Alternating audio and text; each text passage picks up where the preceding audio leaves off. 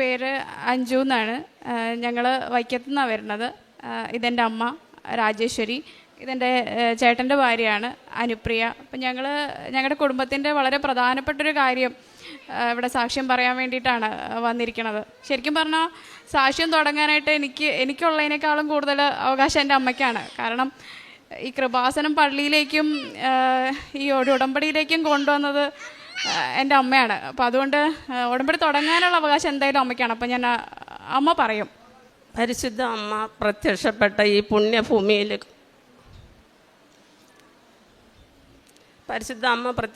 ഈ പുണ്യഭൂമിയിൽ കാലുകുത്താൻ എന്നെ എൻ്റെ കുടുംബത്തെ അനുഗ്രഹിച്ച അമ്മ മാതാവിനും തിരുകുമാരനും കോടാനുകോടി നന്ദി പറയുന്നു. ഞങ്ങൾ ഉടമ്പടി എടുക്കാനുള്ള കാരണം ഇവരാണ് ഉടമ്പടി എടുത്തത്. ഞാൻ ഉടമ്പടി എടുത്തിട്ടില്ല. പക്ഷേ ഞാൻ പ്രാർത്ഥിക്കും. എൻ്റെ മോൻ ജോലിക്ക് വേണ്ടിയിട്ട് 2022 മെയ് മാസം 28 ദുബായിലേക്ക് വിസിറ്റിംഗ് വിസയിൽ പോകുവാണ്. മോനൊരു മെക്കാനിക്കൽ എഞ്ചിനീയറിംഗ് ഡിപ്ലോമ കഴിഞ്ഞ ആളാണ്. 10 വർഷം സൗദിയിൽ ജോലി നോക്കി. അത് കഴിഞ്ഞ് അവൻ്റെ വിവാഹം കഴിഞ്ഞു, പെങ്ങളുടെ വിവാഹമൊക്കെ കഴിച്ചു. വലിയ കുഴപ്പമില്ലാതെ ഞങ്ങളങ്ങനെ ജീവിക്കുവാണ്. പക്ഷേ ഒരു അമ്മ, ഇനി ഞാൻ പോകുന്നില്ല, എനിക്ക് ഒരു സ്വന്തമായിട്ട് നാട്ടിൽ നിന്നാൽ മതി, ഒരു വർക്ക്ഷോപ്പ് തുടങ്ങിയാൽ മതി എന്ന് പറഞ്ഞു. എൻ്റെ മോൻ ഒരു വർക്ക്ഷോപ്പ് തുടങ്ങി. 1.5 വർഷമായപ്പോഴേക്കും ഞങ്ങൾ ആകപ്പാടെ സമാധാനം നഷ്ടപ്പെട്ട നിലയിലെത്തി. കാരണം ഒരുപാട് നഷ്ടങ്ങൾ വന്നു, ഒരുപാട് ബുദ്ധിമുട്ടുകൾ വന്നു. അങ്ങനെ വന്നു കഴിഞ്ഞപ്പോൾ ഞാൻ എൻ്റെ മരുമോനോട് ചോദിച്ചു, മക്കളെ ഇങ്ങനെ പോയാൽ നമ്മൾ എന്ത് ചെയ്യുമെന്ന് ചോദിച്ചു. അപ്പോൾ മരുമോൻ പറഞ്ഞു, അമ്മ വിഷമിക്കണ്ട, എൻ്റെ ഒരു കൂട്ടുകാരൻ ദുബായിലുണ്ട്, ഞാൻ അവനെ വിളിക്കട്ടെ എന്ന് പറഞ്ഞു. വിളിച്ചു. അങ്ങനെയാണ് ഈ മെയ് മാസം 28 എൻ്റെ കൂട്ടം പോണത് ദുബായിലേക്ക്. അവിടെ ചെന്നിട്ടാണെങ്കിൽ കുഞ്ഞിന് ജോലി ആകണില്ല. 3 മാസം ആകാറായി. എനിക്കൊരു സമാധാനവും ഇല്ല. ഞാനൊരു അംഗൻവാടി ടീച്ചറാണ്. 43 വർഷമായി ഞാൻ അംഗൻവാടിയിൽ ജോലി നോക്കുന്നു. എൻ്റെ സ്കൂളിൽ ഒരു ഗവൺമെൻറ് UP സ്കൂളിലാണ് എൻ്റെ അംഗൻവാടി ഇരിക്കുന്നത്. ഞാൻ എന്നും പോകുമ്പോൾ സ്കൂളിനോട് ചേർന്ന് തന്നെ അമലോത്ഭവ മാതാവിൻ്റെ ഒരു കപ്പോളയുണ്ട്. ഞാൻ മാതാവിനെ നോക്കും. ഒന്നും ഞാൻ പറയില്ല. കാരണം എന്താ വെച്ചാൽ എല്ലാം അറിയാവുന്ന ലോകം നിറഞ്ഞ് നിൽക്കണം. നമ്മോട് എന്ത് പറയാൻ, ഞാനൊന്നും പറയൂല. പിന്നെ ഞാൻ മനസ്സിൽ പറയും, ഞാൻ പിഞ്ചു കുഞ്ഞുങ്ങളുമായിട്ട് ഇരിക്കണതാണല്ലോ മാതാവേ എന്ന് മാത്രമേ ഞാൻ ചോദിക്കുകയുള്ളൂ. ഇങ്ങോട്ട് വരുമ്പോഴേ ഞാൻ തിരിഞ്ഞൊന്ന് നോക്കും, ഞാനിങ്ങ് പോരും. അങ്ങനെ പോന്നു. എൻ്റെ മോൻ പോയിട്ട് ഞാൻ രാത്രി ചോറുണ്ടിട്ടില്ല. ഉറക്കം എന്നാന്ന് എനിക്കറിയാൻ പാടില്ല. ഞാൻ ആകെപ്പാടെ വിഷമിച്ച് ഇവള് ജോലി കഴിഞ്ഞ് വരുമ്പോഴേ കുഞ്ഞിനെ ഏൽപ്പിച്ചിട്ട് ഞാൻ പ്രാർത്ഥിച്ച് കയറി കിടക്കും. 12 മണിയാകുമ്പോൾ വീണ്ടും ഞാൻ പ്രാന്തിയെ പോലെ എഴുന്നേറ്റ് ഹാളിലും റൂമിലും ഒക്കെ നടക്കും. ഇവള് വന്നിട്ട് എന്നോട് ചോദിക്കും, എന്താ അമ്മ? ഞാൻ പറയും, എനിക്കൊരു സമാധാനം ഇല്ല. എൻ്റെ മോൻ പോയിട്ട് ഒരു ജോലി ആയില്ലല്ലോ, ഈ കേരള അല്ല ഇന്ത്യ അല്ല, എന്ത് ചെയ്യും? എനിക്കൊരു സമാധാനം ഇല്ലെന്ന് പറയുമ്പോൾ ഇവള് പറയും, 2 ആളും കൂടി വരും, അമ്മ അത് സമാധാനപ്പെടുക, എന്തായാലും ജോലി റെഡിയാകും എന്ന് പറയും. അത് കഴിഞ്ഞ് കുറച്ച് ദിവസം കഴിഞ്ഞപ്പോൾ ഒരു ഓഗസ്റ്റ് 15 കഴിഞ്ഞപ്പം ഞാൻ പഠിപ്പിച്ച് വിട്ട ഒരു കൊച്ചിൻ്റെ അമ്മ എന്നെ 8 മണി കഴിയുമ്പോൾ വിളിക്കുന്നുണ്ട്, ടീച്ചറെ ഞാനിങ്ങോട്ട് വരുവാ. എന്ന് വെച്ചാൽ എന്തിനാ വരുന്നത്? എനിക്ക് ദേഷ്യമാണ്. കൊച്ചിന് ജോലി ആകണില്ല, ഒന്നും ആകണില്ല. അല്ല ടീച്ചറെ ഞാനിങ്ങോട്ട് വരുവാ. എന്തിനാ വരുന്നത്? എനിക്ക് വരണം ടീച്ചറെ. വരണ്ട. ഞാൻ ഫോൺ കട്ട് ചെയ്യും. 2 ദിവസം കഴിയുമ്പോൾ വീണ്ടും എന്നെ വിളിക്കും, ടീച്ചറെ ഞാനിങ്ങോട്ട് വരുവാ. അവർ വരണ്ടെന്ന് പറഞ്ഞില്ലേ, പിന്നെ എന്തിനാ വരുന്നത്? നിങ്ങളുടെ തൊട്ടടുത്ത് അംഗൻവാടി ഉണ്ടല്ലോ, കുട്ടിയെ അവിടെ കൊണ്ടാക്കും. അതൊന്നും പറഞ്ഞാൽ പറ്റില്ല ടീച്ചറെ, എനിക്ക് വരണം.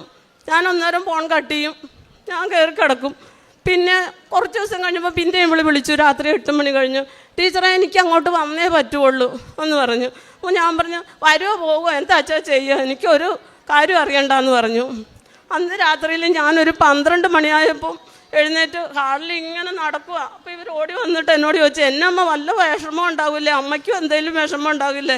എങ്ങനെയെങ്കിലുമൊക്കെ ശരിയാകും അമ്മ, നമ്മൾ പ്രാർത്ഥിക്കുന്ന ദൈവങ്ങളില്ലേ, അല്ലാതെ ഒന്നുമില്ലല്ലോ എന്ന് പറഞ്ഞു.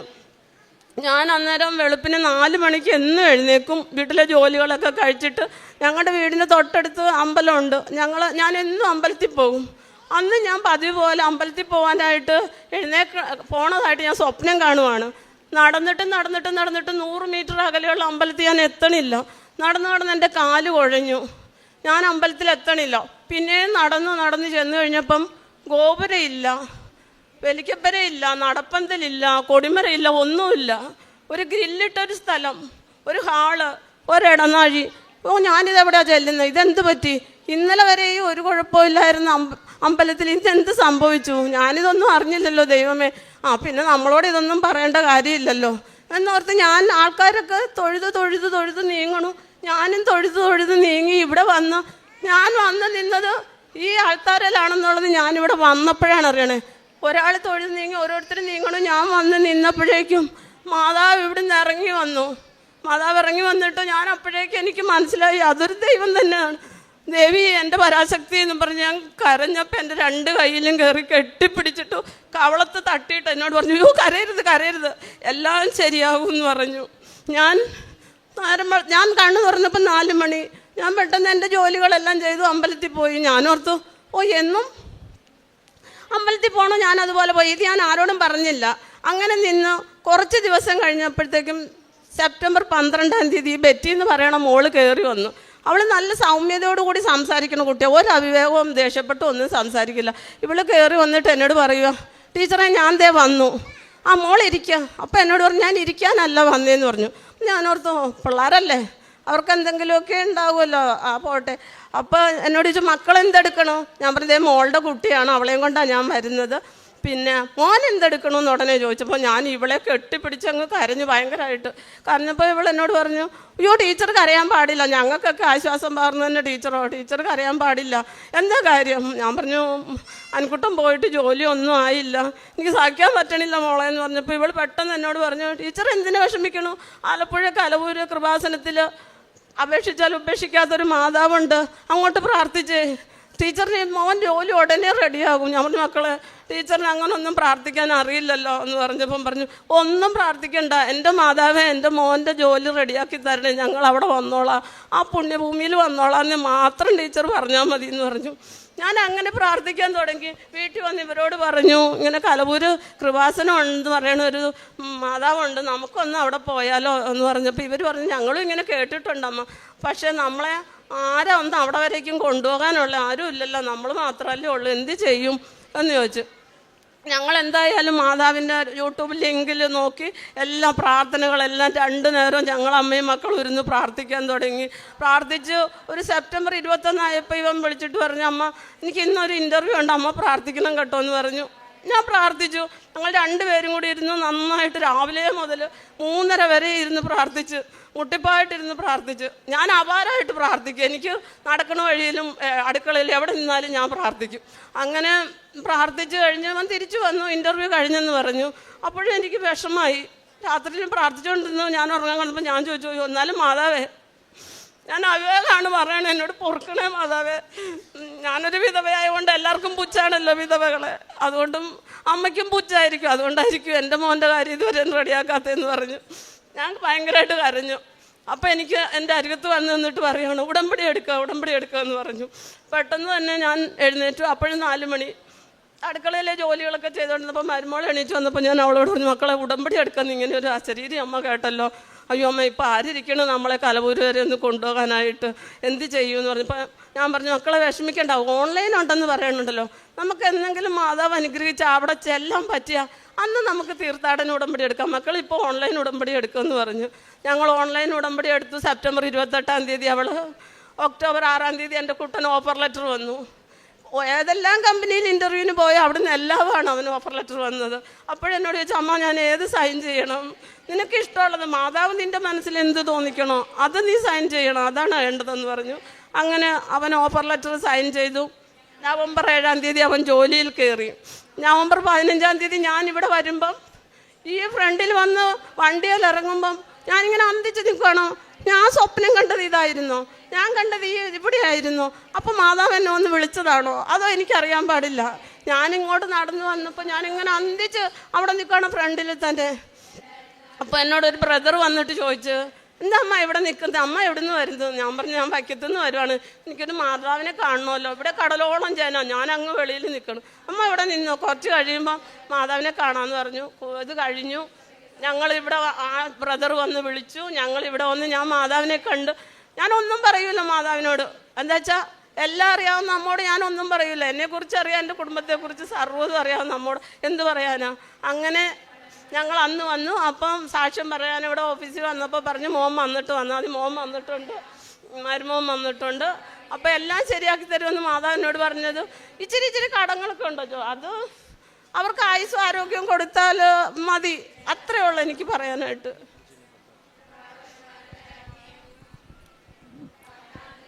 ഞങ്ങൾ രണ്ടുപേരും വേറെ വേറെ ഉടമ്പടി എടുത്തിട്ടുണ്ട്. ഇപ്പോൾ ഞാൻ ഉടമ്പടിയിൽ കുറച്ച് നിയോഗങ്ങൾ മാതാവിൻ്റെ അടുത്ത് സമർപ്പിച്ചിട്ടുണ്ടായിരുന്നു. അതിൽ ആദ്യത്തേത് പറയുന്നത് എൻ്റെ ഹസ്ബൻഡിൻ്റെ ഒരു ജോലിയുടെ കാര്യമായിരുന്നു. അത് ഉടമ്പടിയിൽ വച്ചു. പക്ഷെ ഉടമ്പടിയിൽ വച്ചിട്ട് കുറച്ച് നാളായിട്ട് ഒന്നും ആയില്ല. ആൾക്ക് 1-2 ഓഫറൊക്കെ വന്നെങ്കിലും അതൊന്നും നമുക്ക് പറ്റുന്നതായിരുന്നില്ല. അതുകൊണ്ട് നമ്മൾ എടുത്തില്ല. അങ്ങനെയായി. എനിക്ക് ഭയങ്കര വിഷമമായിരുന്നു. അപ്പോൾ അമ്മേൻ്റെ അടുത്ത് പറഞ്ഞു, വിഷമിക്കണ്ടടി, നീ പ്രാർത്ഥിക്കണ്ടല്ലോ, അതൊന്നും ശരിയാവും, നമുക്ക് ഒരുമിച്ച് സാക്ഷ്യം പറയാം, നീ വിഷമിക്കണ്ട എന്നൊക്കെ പറഞ്ഞു. അങ്ങനെ ഇരിക്കുന്ന സമയത്ത് നമുക്ക് ഒരു 10 ലക്ഷം രൂപയുടെ ബാധ്യത ഉണ്ടായിരുന്നു.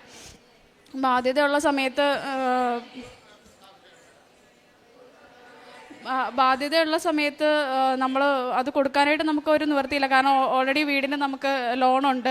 അപ്പോൾ കൊടുക്കാൻ പറ്റുന്നില്ല. അപ്പം ആളെൻ്റെ അടുത്ത് പറഞ്ഞു, ആഞ്ചു നമുക്കെന്നാൽ വീട് വിൽക്കാം, വീട് വിറ്റിട്ട് പൈസ തീർക്കാം, ബാങ്കിലെ ലോണും ക്ലോസ് ചെയ്യാം എന്ന് പറഞ്ഞു. ഞാൻ പറഞ്ഞു, എന്നാൽ എന്താണ് തോന്നണേ അതുപോലെ നമുക്ക് ചെയ്യാം എന്ന് പറഞ്ഞു. വീട് വിൽക്കാൻ വേണ്ടിയിട്ട് നമ്മൾ ഒരുപാട് ആൾക്കാരോട് പറഞ്ഞു. ആൾക്കാർ വന്ന് നോക്കുന്നുണ്ട്. പക്ഷേ അപ്പോഴും ആ വീട് വിൽക്കുന്നതിന് നമുക്ക് അത്രയ്ക്ക് വിഷമമാണ്. വീട് വിൽക്കാനായിട്ട് നമുക്ക് മനസ്സ് അനുവദിക്കുന്നില്ല. എങ്കിലും നമ്മുടെ സാഹചര്യം അതായതുകൊണ്ട് മാത്രം നമ്മൾ വീട് വിൽക്കാം എന്നുള്ളതിനെക്കുറിച്ച് നമ്മൾ മുന്നോട്ട് പോയത്. അപ്പോൾ ആൾക്കാർ വന്ന് നോക്കണ്ടെങ്കിലും ഒന്നും ശരിയാവുന്നില്ല, എമൗണ്ട് ശരിയാവുന്നില്ല, ഒന്നും ആവാതെ വന്ന അവസാനം ആളെൻ്റെ അടുത്ത് പറഞ്ഞു, ഹസ്ബൻഡ് പറഞ്ഞു, ഒരു കാര്യം ചെയ്യാം, നമുക്ക് ലോണിൽ കൂട്ടിയിട്ട് പൈസ തരുമോ എന്ന് ബാങ്കിൽ ഞാനത് ചോദിക്കട്ടെ എന്ന് ചോദിച്ചു. പറഞ്ഞു കിട്ടുമെങ്കിൽ അങ്ങനെ ചെയ്യാം, എന്നാൽ ചോദിക്ക് എന്ന് പറഞ്ഞു. അപ്പോൾ ബാങ്കിൽ ചെന്ന് ചോദിച്ചപ്പോൾ തന്നെ മാനേജർ ലോൺ തരാം എന്ന് പറഞ്ഞു. ലോൺ തരാമെന്ന് പറഞ്ഞു. ലോൺ കഴിഞ്ഞ മാസം ലോൺ പാസ്സായി. നമ്മൾ ആ ഒരു കടം വീട്ടി കൊടുക്കാനുണ്ടായിരുന്നത് കൊടുത്തു തീർത്തു. അപ്പോഴും എൻ്റെ അടുത്ത് ഹസ്ബൻഡ് എൻ്റെ അടുത്ത് പറയാണ്, നമുക്കിപ്പോൾ ലോൺ കൂട്ടി അടയ്ക്കണം, നമുക്ക് ഈ ജോലിയും കൊണ്ട് ഒന്നും ആവില്ലല്ലോ, എന്ത് ചെയ്യും? പറഞ്ഞപ്പം ഞാൻ പ്രാർത്ഥിക്കുന്നുണ്ട്, ദൈവമേ മാതാവ് എന്ത് ചെയ്യും എന്ന് ഞാൻ പ്രാർത്ഥിക്കുന്നുണ്ട്. അപ്പോൾ ഒക്ടോബർ 28-ാം തീയതി ജപമാല റാലിയിൽ ഞാനും ചേട്ടൻ്റെ വൈഫും കൂടെ ഞങ്ങൾ പങ്കെടുത്തു, മാതാവിനെ പ്രാർത്ഥിച്ചു. അതൊക്കെ കഴിഞ്ഞ് കൃത്യം 1 മാസം ആയിട്ടില്ല, നവംബർ 18-ാം തീയതിയൊക്കെ ആയപ്പോൾ ആൾക്ക് വേറൊരു കമ്പനിയിൽ നിന്ന് ഓഫർ വന്നു. നമ്മൾ ഈ ലോൺ അടയ്ക്കുന്നതിന് മുന്നേ ആയിട്ട് തന്നെ ആൾക്ക് ജോലിയിൽ കയറാനുള്ള എല്ലാ കാര്യങ്ങളും ആയി.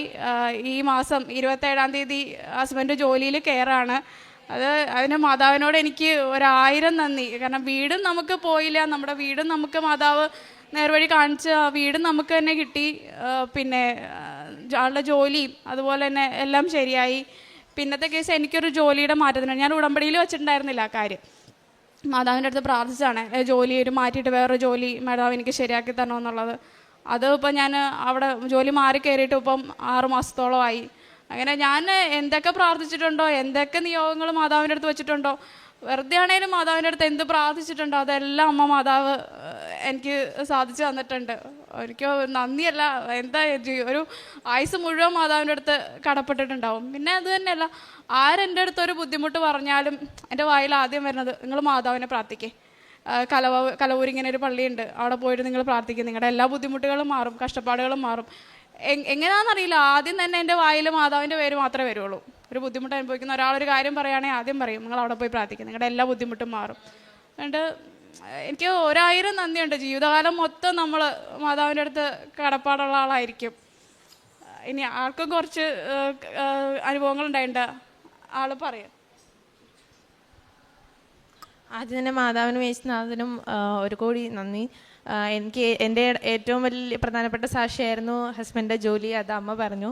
പിന്നെ എനിക്ക് പറയാനുള്ളത്, എനിക്കൊരു എൻ്റെ കൂട്ടുകാരി എന്ന് പറഞ്ഞ ചേച്ചി ഉണ്ടായിരുന്നു. ചേച്ചിക്ക് ആദ്യത്തെ കുട്ടി പ്രീമച്വർ ബേബിയാണ്. രണ്ടാമതൊരു പ്രഗ്നൻ്റ് ആയി, പക്ഷേ 2 ആഴ്ച കഴിഞ്ഞപ്പോൾ അബോർഷനായി പോയി. 3ാമത് പ്രഗ്നൻ്റ് ആയ സമയത്ത് ഞാൻ വെറുതെ വിശേഷം ചോദിച്ചപ്പോൾ പറഞ്ഞു, എടി അത് ചാൻസ് ഇല്ലെന്നാണ് ഡോക്ടർ പറയണേ, ഇൻറ്റേർണൽ ബ്ലീഡിങ് ഉണ്ട്, പിന്നെ നോക്കാം എന്നാ പറഞ്ഞേ, അത്രേ ഉള്ളൂ എന്ന് പറഞ്ഞു. അപ്പം ഞാനിതുപോലെ മാതാവിൻ്റെ ലിങ്കും പിന്നെ യൂട്യൂബിലെ സാക്ഷ്യങ്ങളും ഒക്കെ അയച്ചു കൊടുത്തു.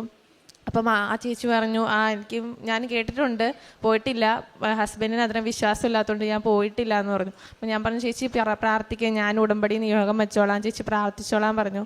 അങ്ങനെ ഓരോ മാസം കഴിയുന്തോറും കുഴപ്പമൊന്നുമില്ല എന്നൊക്കെ പറഞ്ഞു വന്നു. ഇപ്പോൾ ചേച്ചിക്ക് കുഞ്ഞാവേ ഉണ്ടായി. അത് കറക്റ്റ് ഡേറ്റ് തന്നെ, ഒരു പ്രശ്നമില്ലാണ്ട് ആരോഗ്യമുള്ളൊരു പെൺകുഞ്ഞുണ്ടായി.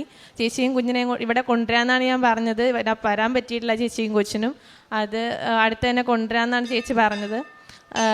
പിന്നെ അതുപോലെ ഇപ്പം പറഞ്ഞ പോലെ ചെറുതും വലുതുമായ ഒത്തിരി അനുഗ്രഹങ്ങൾ മാതാവും യേശുനാഥനും ഞങ്ങളുടെ കുടുംബത്തിന് തന്നിട്ടുണ്ട്.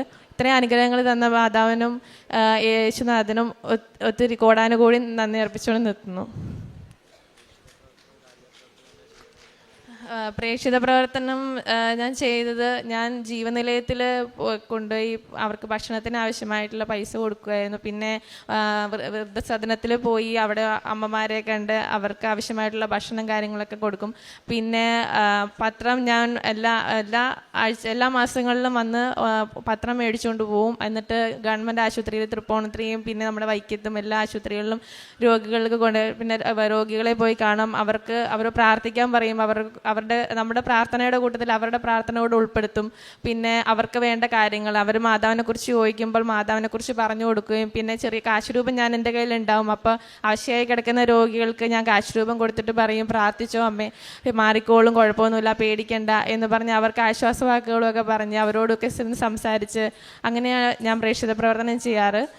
നമ്മൾ സാക്ഷ്യം വളരെ ശ്രദ്ധിച്ച് കേൾക്കുമ്പോൾ ഒരു കുടുംബത്തിലെ ഏറ്റവും പ്രധാനപ്പെട്ട ആൾക്കാരാണ് രണ്ടുപേരും ഉടമ്പടി എടുത്തതും അമ്മയുടെ സാക്ഷ്യവും കൂടി പറയാൻ ചേർത്താണ് വന്നത്. അപ്പോൾ ഒരു കുടുംബത്തെ മുഴുവൻ ഈ അൾത്താരയിലേക്ക് എത്തിച്ചേർക്കുന്നത് അവർക്കുണ്ടായ ദൈവാനുഭവത്തിൻ്റെ ആഴമാണ്.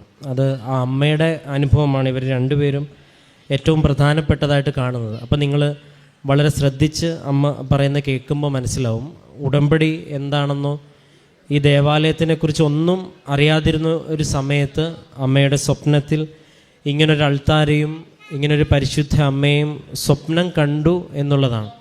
അതിനുശേഷം ഒരു പദ്ധതി പ്രകാരം ഇതുമായിട്ട് ബന്ധപ്പെട്ടൊരു വ്യക്തി, ഒരു സ്റ്റുഡൻ്റ് അവിടെ ചെല്ലുകയും കാര്യങ്ങൾ ക്രമീകരിച്ച് അന്ന് ഇതിൻ്റെ കാര്യം ഇപ്പോൾ ഉടമ്പടി എടുക്കൂ എന്ന് കാതിൽ പറഞ്ഞു എന്നുള്ളതാണ്. അത് മറ്റൊരു തലത്തിലുള്ള നമ്മൾ മനസ്സിലാക്കേണ്ട ഒരു സാക്ഷ്യമാണ്. ഇങ്ങനെ ഒരു ശബ്ദം കേട്ടു എന്ന് പറയുന്ന ആദ്യത്തെ സാക്ഷ്യമല്ല ഇത്. ഇവിടെ സ്ഥിരം സാക്ഷ്യം കേൾക്കുന്നവർ നിങ്ങളുടെ ഇടയിലുണ്ടെങ്കിൽ നിങ്ങൾക്കിത് സ്വാഭാവികം മാത്രമാണ്. കാരണം ഇങ്ങനെ മനസ്സിൻ്റെ ഉള്ളിൽ ഒരാൾ മന്ത്രിക്കുന്നത് അല്ലെങ്കിൽ മാതാവിൻ്റെ സ്വരം കേട്ടു എന്ന് പറയുന്ന സാക്ഷ്യം ഒരുപാട് പേര് പറയുന്ന, അപ്പോൾ കർത്താവിൻ്റെ ഒരു ഇടപെടലിൻ്റെ ഭാഗമായിട്ട് അങ്ങനെ ഒരു സ്വരം കേട്ടുവെന്നും അപ്പം പിന്നീടുള്ള സാധ്യത അന്വേഷിക്കുമ്പോൾ ഓൺലൈൻ ഉടമ്പടിയാണ്. അതും പരിശുദ്ധ അമ്മ നമ്മളിത് ആരംഭിക്കുന്ന സമയത്തും ദൂരപ്രദേശങ്ങളിലേക്ക് പെട്ടെന്ന് ഒരു അമ്മയുടെ സാന്നിധ്യം എത്തിക്കുവാനായിട്ട് ഇപ്പോൾ ഒരുപാട് പേർക്ക് ഓൺലൈൻ ഉടമ്പടി എടുത്ത അനുഭവങ്ങൾ ലഭിക്കുന്നുണ്ട്. കാരണം അമ്മ അത് പ്രത്യേകം വിധം ആശീർവദിക്കുന്നുണ്ടെന്ന് വേണം മനസ്സിലാക്കാം. അപ്പോൾ ഉടമ്പടി എടുത്തതിന് ശേഷം ഇതുവരെ നടക്കാതിരുന്ന കാര്യങ്ങളൊക്കെ ഇതിപ്പോൾ നമ്മൾ കേൾക്കുമ്പോൾ നമുക്കത് അത്രയും വ്യക്തമായിട്ട് മനസ്സിലാകും. ഈ 3 പേര് രാവിലെ തൊട്ട് ഈ സാക്ഷ്യം പറയാനായിട്ട് ഇവിടെ എത്തിച്ചേർന്നിട്ടുണ്ടെങ്കിൽ സോളിഡായിട്ടുള്ളൊരു അനുഭവം അവർക്കുണ്ട്. അപ്പം അങ്ങനെ ഒരു സാഹചര്യത്തിൽ അയച്ച കമ്പനിയിൽ നിന്നൊക്കെ വിളി വരുന്നു. പിന്നീട് അമ്മ ഇവിടെ വരുമ്പോൾ അമ്മ ഏറെ പ്രത്യേകിച്ച് അമ്മ വളരെ വിഷമത്തോടെ പറഞ്ഞു, അമ്മ ഇവിടെ ഇതിങ്ങനൊരു ദേവാലയം നേരത്തെ കണ്ടതിൻ്റെ ഒരു സന്തോഷവും അമ്മയോട് സംസാരിച്ചതിൽ സന്തോഷം, അമ്മയോട് വളരെ സന്തോഷത്തോടുകൂടി സംസാരിച്ചെന്നും. അപ്പം അങ്ങനെ ഒരു വലിയൊരു അനുഭവത്തിൻ്റെ പശ്ചാത്തലത്തിലാണ് നിൽക്കുന്നത്. പിന്നെ ബാക്കിയുള്ള എല്ലാ കാര്യങ്ങളിലും ദൈവം ക്രമീകരിക്കുന്നുണ്ട്. അപ്പോൾ ഈ കുടുംബം അതിൻ്റെ പിന്നിൽ നടപ്പ്, അതിൻ്റെ പിന്നിൽ കണ്ടെത്തിയ സമയം, പ്രേക്ഷിത പ്രവർത്തനവും കാരുണ്യ പ്രവർത്തനവും ഒക്കെ ചെയ്യുന്നത് അതെല്ലാം ഈ 2 പേരും ചെയ്യുന്നുണ്ട്. അപ്പോൾ ഒരു കുടുംബത്തിൻ്റെ കോമൺ ആയിട്ടൊരു കാര്യത്തിൽ പരിശുദ്ധ അമ്മ ഇടപെട്ടപ്പോൾ അത് വളരെ വ്യക്തമായിട്ട് ഇവിടെ വന്നതുമായിട്ട് തിരികെ പോകുന്നവരുള്ള സമയം വരെയും അമ്മയുടെ ഇടപെടൽ ഈ കുടുംബത്തിൽ ഒട്ടുക്കെ ഉണ്ടായെന്നുള്ളതാണ്. ഇത് അവസാനം എന്ന് പറയുന്ന വിശ്വാസം വർദ്ധിച്ചു എന്നുള്ളതാണ്. അപ്പോൾ ഈ വിശ്വാസത്തിലെ വർധനവിന് അടയാളങ്ങൾ ആവശ്യമാണെന്ന് ഈശോയ്ക്കറിയാം. അപ്പോൾ അമ്മയുടെ വലിയൊരു സാന്നിധ്യത്തിൻ്റെ അതൊരു സ്വപ്നം എന്നതിനേക്കാളും അപ്പുറം ഇതുവരെ കാണാത്തൊരിടം കണ്ട് ഇവിടെ വരിക എന്നൊക്കെ പറയുന്നത് അത് വലിയൊരു ദൈവാനുഗ്രഹമാണ്. അത് അങ്ങനൊരു ദൈവാനുഭവത്തിലേക്ക് കടന്നു വരുന്നവർക്ക് മാത്രം മനസ്സിലാകുന്ന ഒരു അനുഭവം അത് അമ്മയ്ക്ക് ലഭിച്ചു. അപ്പോൾ ഈ 2 മക്കളുടെയും കാര്യങ്ങളിൽ ദൈവം ഇടപെട്ടു എന്നുള്ളതാണ്. ഇനിയും മുൻപോട്ടുള്ള ജീവിതത്തിൻ്റെ യാത്രയിൽ ഇങ്ങനെ പരിശുദ്ധം ഒരുപാട് പേരുടെ ജീവിതത്തിൽ ഉടമ്പടിയെ ആശീർവദിച്ച് ഒരു സന്ദേശം കൂടിയുണ്ട്. ഉടമ്പടി അമ്മ ഏറ്റെടുത്തു എന്നുള്ളൊരു സന്ദേശം ഇതിനകത്തുണ്ട്. ഇനിയും മുൻപോട്ടുള്ള ജീവിതത്തിൻ്റെ യാത്രയിൽ പരിശുദ്ധ അമ്മയുടെ സാന്നിധ്യം കൊണ്ടും സംരക്ഷണം കൊണ്ടും ഈ കുടുംബം മുന്നോട്ട് പോകട്ടെ എന്ന് പ്രാർത്ഥിക്കുന്നു. ദൈവം നൽകിയ എല്ലാ അനുഗ്രഹങ്ങൾക്കും നമുക്ക് കരങ്ങളടിച്ച് ദൈവത്തിൻ്റെ നാമം മഹത്വപ്പെടുത്തും.